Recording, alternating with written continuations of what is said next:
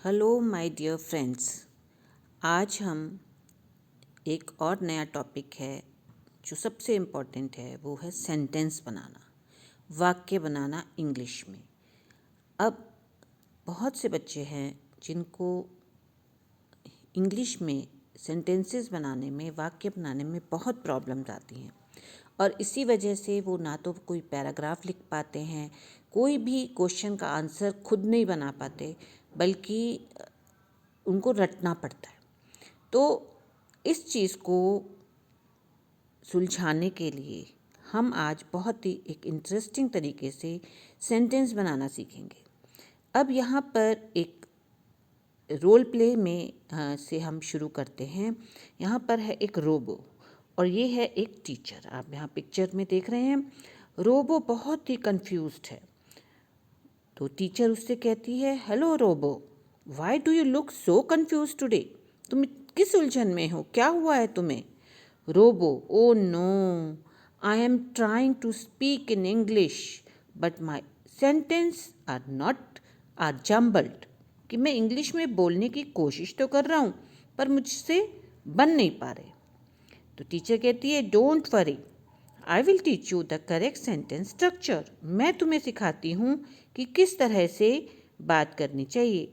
मान लो, चलिए तुम बताओ कि तुम कौन सा एक सेंटेंस में बोलती हूँ और उसको वाक्य बनाओ कि वह सेब खाती है। तो रोबो कहता है, eats an apple she. Oh no no no, teacher ने उसको एक्सप्लेन किया, नहीं, इसको ऐसे नहीं बोला जाता। शी जो है वो सब्जेक्ट होता है, कोई भी नाउन या प्रोनाउन हो सकता है, और सब्जेक्ट के बाद वर्ब आता है और उसके बाद ऑब्जेक्ट आता है।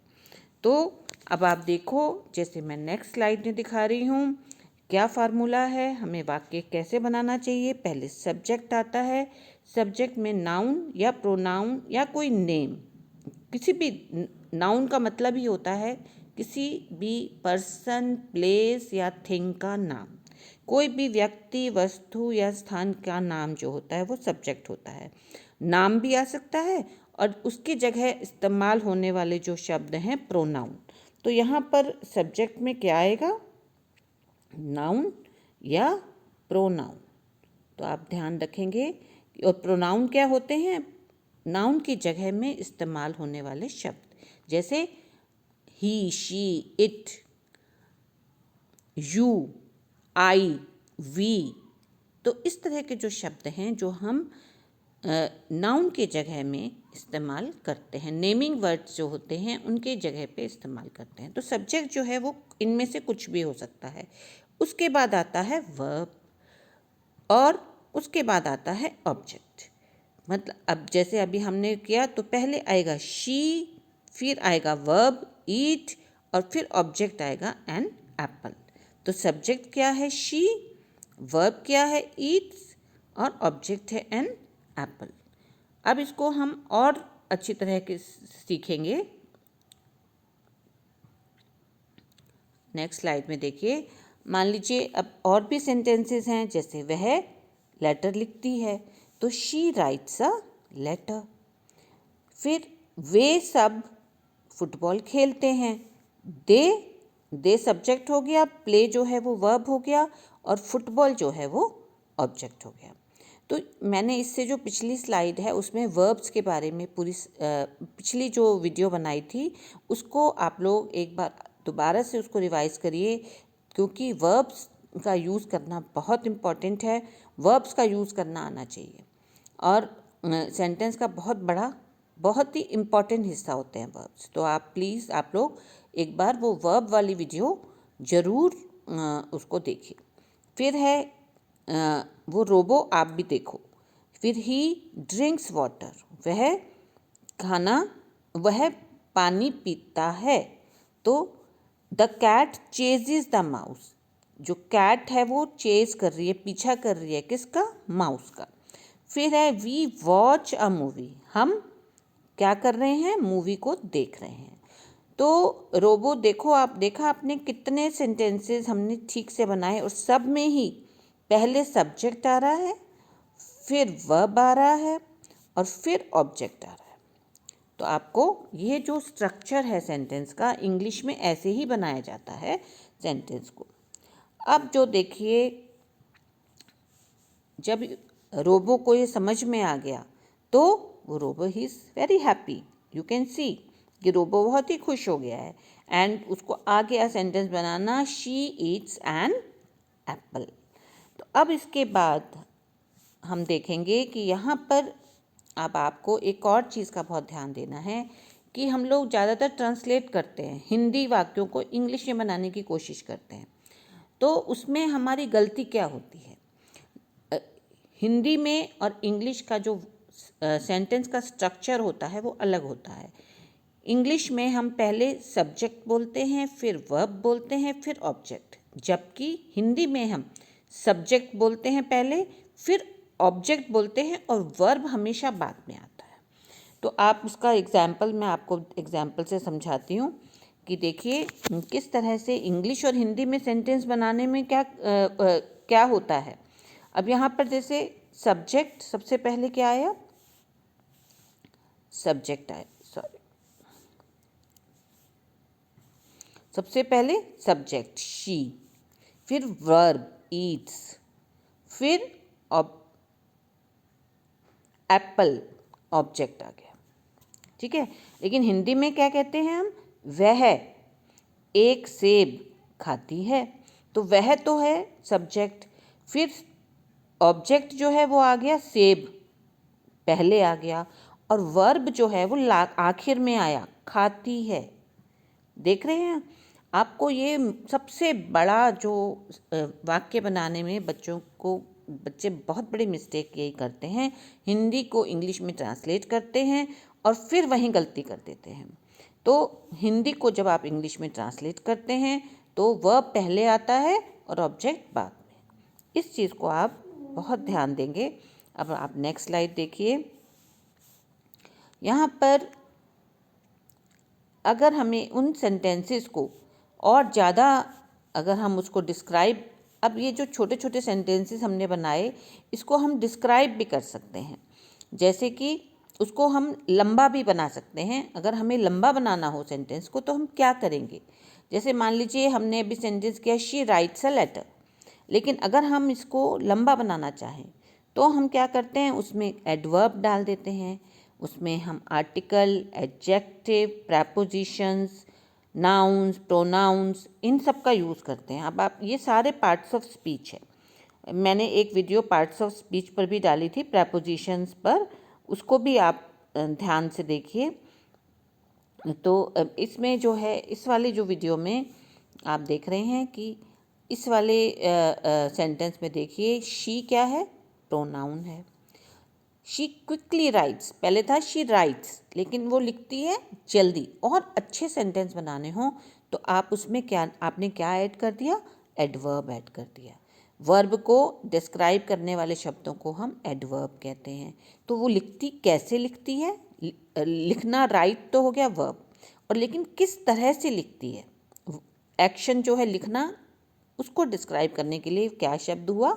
यूज़ हुआ क्विकली, वो जल्दी से लिखती है। यहाँ पे स्लोली भी आ सकता है, कोई और भी एडवर्ब आ सकता है, तो ये एडवर्ब हो गया। राइट्स आपको मालूम ही है कि वर्ब है। फिर अ जो है ये आर्टिकल है। कोई भी एक वस्तु को बताने के लिए ए, एन, द, इन शब्दों का जो इस्तेमाल, जो आर्टिकल्स होते हैं, वो है। फिर उसके बाद है लॉन्ग लेटर। अब लेटर तो हो गया तुम्हारा ऑब्जेक्ट, लेकिन यहाँ पर लेटर को भी डिस्क्राइब करने के लिए हमने किस वर्ड का इस्तेमाल किया? लॉन्ग, जो कि एक एडजेक्टिव है। तो लेटर ही, she writes a letter, she writes a long letter. Letter कैसा है? लंबा है, तो इसलिए लॉन्ग वर्ड का यूज़ किया। फिर हमने टू, किसको लिखती है? टू जो है वो है प्रेपोजिशन। हर जो है वो है प्रोनाउन, वो उसके फ्रेंड को लिखती है, अपने फ्रेंड को लिखती है, तो फ्रेंड फिर से नाउन हो गया। तो ये सिर्फ इसलिए आपको समझाया है कि छोटे सेंटेंसेस में तो सब्जेक्ट, वर्ब और ऑब्जेक्ट आ गया, लेकिन जब लॉन्ग सेंटेंसेस बनाते हैं तो उसमें हमें और पार्ट्स ऑफ स्पीच यूज़ करके हम उसको बहुत बेटर सेंटेंस बना सकते हैं और ऐसे आपको समझने में भी आसानी होती है। तो एक और सेंटेंस हम देखेंगे। देखो, the black cat swiftly chases the little mouse under the table. अब द जो हो गया वो हो गया आर्टिकल, सॉरी, द जो है वो है आर्टिकल। ब्लैक कैट, कैट जो है नाउन है, तो नाउन से पहले ब्लैक लग के एडजेक्टिव बन गया। और जो एडजेक्टिव्स के बारे में भी मैंने जो डिस्क्रिप्टिव पैराग्राफ वाला है उसमें समझाया हुआ है, तो आप उस वाली वीडियो को भी आप देखिए। तो यहाँ पर एडजेक्टिव से पहले ब्लैक, ये कैट से पहले ब्लैक जो है वो एडजेक्टिव लगा दिया। कैट कैसे रंग की है? ब्लैक है। फिर स्विफ्टली चेजेस, कैट तो नाउन है ही, फिर स्विफ्टली, स्विफ्टली जो शब्द है वो हो गया, यहाँ पे वर्ब क्या है? वो है चेजेस। चेजेस मतलब पीछा करना। अब पीछा कैसे कर रही है? बड़ी फुर्ती से कर रही है, स्विफ्टली, तेजी से कर रही है। तो स्विफ्टली जो हो गया वो एडवर्ब हो गया, वर्ब को जो वर्ड डिस्क्राइब कर रहे हैं। चेजेस जो है वो वर्ब है। फिर द अगेन आर्टिकल आ गया। लिटिल माउस, माउस कैसा है? माउस नाउन है, लेकिन माउस कैसा है? छोटा है, बड़ा है, किसी और कलर का है, वो सारे एडजेक्टिव्स होते हैं। तो माउस जो है वो लिटिल है। और फिर कहाँ है? कहाँ पर उसने पीछा किया? Under the table. अंडर जो है वो है प्रेपोजिशन। प्रेपोजिशन जो है वो बता रहा है कि उसकी लोकेशन कहाँ है। तो किसके नीचे है? टेबल के नीचे। टेबल जो है वो एक नाउन है और द आर्टिकल है। तो इस तरह आप लंबे सेंटेंसेस बना सकते हैं और बेटर इंग्लिश लिख भी सकते हैं और बोल भी सकते हैं। सॉरी। अब इसके बाद देखो, सेंटेंसेस 4 तरह के होते हैं। अभी तक तो हमने बात करी थी सिंपल स्टेटमेंट्स की, जिसमें बाद में फुल स्टॉप लगा है, और सिंपल हम सेंटेंस बना रहे हैं जिसमें सब्जेक्ट है, वर्ब है और ऑब्जेक्ट है। लेकिन कई बार हम सेंटेंस, जब हम क्वेश्चन बनाते हैं तो हम क्वेश्चन वर्ड्स का यूज़ करते हैं।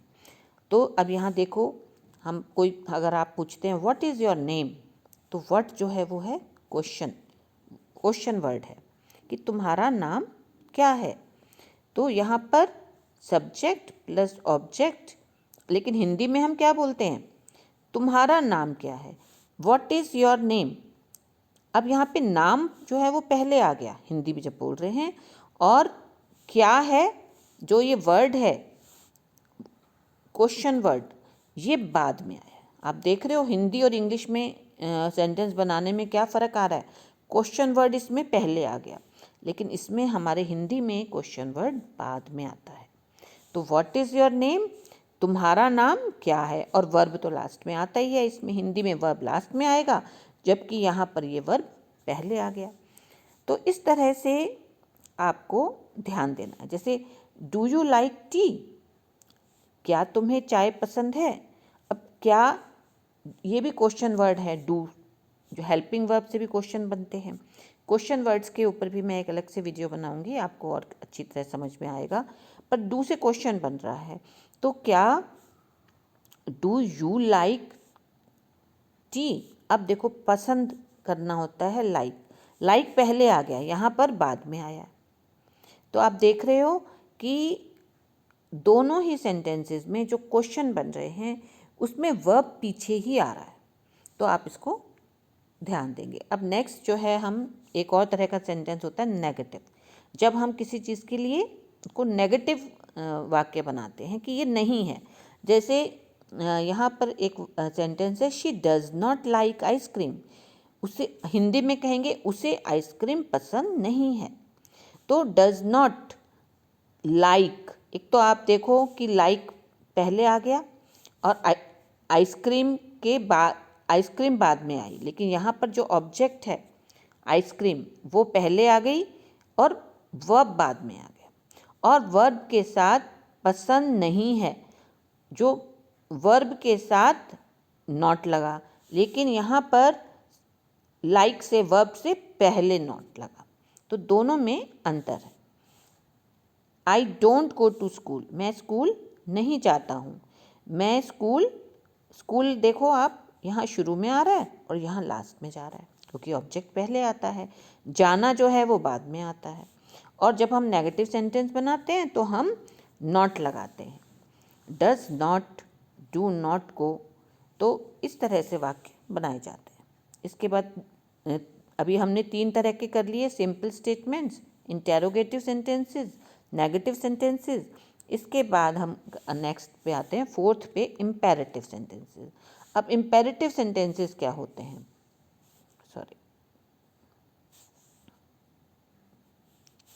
इम्पेरेटिव सेंटेंसेस क्या होते हैं, ये देखिए। इम्पेरेटिव होते हैं जब हम कोई भी कमांड करते हैं, किसी से कुछ रिक्वेस्ट करते हैं। जैसे हम कहते हैं क्लोज द डोर, दरवाज़ा बंद कर दो, प्लीज़ हेल्प मी, प्लीज़ मेरी हेल्प करो, ये एक रिक्वेस्ट है।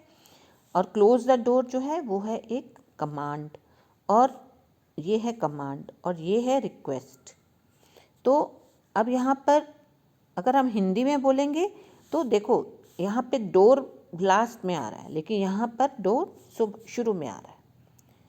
आप देख रहे हो ना कि क्लोज द डोर है, यहाँ पे दरवाज़ा बंद करो, वर्ब बाद में आ रहा है, जबकि यहाँ पर वर्ब पहले आ रहा है। फिर प्लीज़ हेल्प मी, कृपया मेरी मदद करो, तो हेल्प जो है यहाँ पहले आ रहा है, यहाँ पर करो जो है, मदद करो, ये यहाँ बाद में आ रहा है। तो आपको मेरे ख्याल से ये सभी सेंटेंसेस से ये बात क्लियर हो गई होगी कि हमारा जो हिंदी सेंटेंसेस का स्ट्रक्चर और इंग्लिश सेंटेंस बनाने के स्ट्रक्चर में फ़र्क होता है। अब एक और 5th तरह का जो सेंटेंस है वो बोलते हैं एक्सक्लामेटरी सेंटेंस। तो एक्सक्लामेटरी जो सेंटेंस होता है, ऐसा सेंटेंस जिसमें एक स्ट्रॉन्ग इमोशन छुपी होती है। जैसे मान लीजिए हमें कोई चीज़ बहुत सुंदर लगती है, what a beautiful day, what a beautiful flower, what a beautiful house, हम इस तरह बोलते हैं। तो हम अपनी एक स्ट्रॉन्ग इमोशन दर्शाते हैं कुछ शब्दों से। और वाओ, दैट्स अमेजिंग, वो बहुत बढ़िया, ग्रेट। अगर कोई दुख होता है तो अल्लास, ओह। तो इस तरह के शब्दों से जो है वो एक्सक्लामेटरी सेंटेंस बनते हैं। अब जैसे, और उसके पीछे एक्सक्लेमेशन मार्क आता है, व्हाट अ ब्यूटीफुल डे, यहाँ पर है कितना सुंदर दिन है। तो क्या सुंदर दिन है, हिंदी में क्या बोलते हैं हम उसको, क्या सुंदर दिन है। फिर जैसे वाओ, दैट्स अमेजिंग, वो कितना कमाल का है, हम हिंदी में क्या बोलते हैं, वाह यह कमाल है। दैट्स अमेजिंग, वाह यह कमाल है। तो ये एक्सक्लामेटरी सेंटेंस हो गया। तो बेटा एक तो ये आपको ये समझ में आना चाहिए कि अलग अलग तरह के सेंटेंसेस का आपको डिफरेंस समझ में आना चाहिए। तो इस तरह से आपने अब देखा, आज की वीडियो में हमने डिफरेंट टाइप्स ऑफ सेंटेंसेस को रिवाइज किया, को समझा। और इसके अलावा हमें अगर कोई सेंटेंस बड़ा करना होता है, एक्सटेंड करना होता है, तो हम कौन कौन से शब्दों का यूज़ करते हैं। साथ ही हमने सब्जेक्ट के स्ट्रक्चर को समझा। और आप देख रहे हैं कि जो रोबोट है, ही is very happy because he has learned about many things about the structure of the sentence. Sentence की रचना के बारे में, स्ट्रक्चर के बारे में आज उसने बहुत कुछ सीखा, and he is very happy. तो बेटा आप लोग भी इसको करिए, आप ये इस वीडियो को बार बार देखिए, और भी नए सेंटेंसेस बनाने की कोशिश करिए। और आप कमेंट बॉक्स में भी लिखिए कि अगर आपको कुछ और चाहिए, कमेंट ज़रूर किया करो, ताकि मुझे भी समझ में आए कि और बेटर वीडियोस मैं बना सकूं और आपकी ज़रूरत के हिसाब से बना सकूं। तो बेटा इसको आप लाइक शेयर भी ज़रूर करें, और इसको अपने कमेंट्स भी ज़रूर लिखें। और जो मेरी और मुझसे और भी जिस तरह की वीडियो आपको चाहिए, आप उसको उसके बारे में भी लिखें। थैंक यू बेटा, ऑल द बेस्ट। आप अपना और जो है इन सभी वीडियोस पे को ध्यान से देखो और सीखो।